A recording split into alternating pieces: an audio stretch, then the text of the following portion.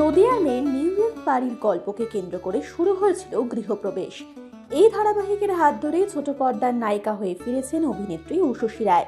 গল্পে উষসীর চরিত্রের নাম শুভলক্ষ্মী। নিউ ইয়র্কে আসার পর কাছাকাছি আসে শুভলক্ষ্মী ও সিরিয়ালের নায়ক আদ্রিত। এদিকে আদ্রিতের বিয়ে ঠিক হলেও তার মন পড়ে থাকে শুভলক্ষ্মীর কাছেই। তাই আর দেরি না করে মনের কথা তাকে জানিয়ে দেয় আদ্রিত।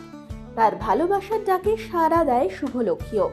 নদিয়ায় গিয়ে তাকে বিয়ে করে নিউ ইয়র্ক নিয়ে আসে আদ্রিত। কিন্তু বাড়ির অমতে বিয়ে করায় শুভকে মেনে নেয় না কেউ।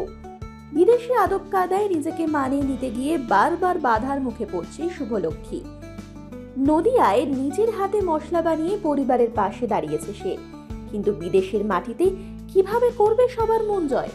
সব মিলিয়ে এই ধারাবাহিকের গল্প অল্প দিনের মধ্যেই দর্শকের মন জয় করেছে। এদিকে আদ্রিতের সঙ্গে সময় কাটাতে বাইরে ঘুরতে যায় শুভ। সেখানে শরবত ভেবে মদ্যপান করে ফেলে। বেসামাল হয়ে রাস্তায় ছুটে বেড়ায় সে। এবার কি করে শুভকে সামলাবে আদ্রিত?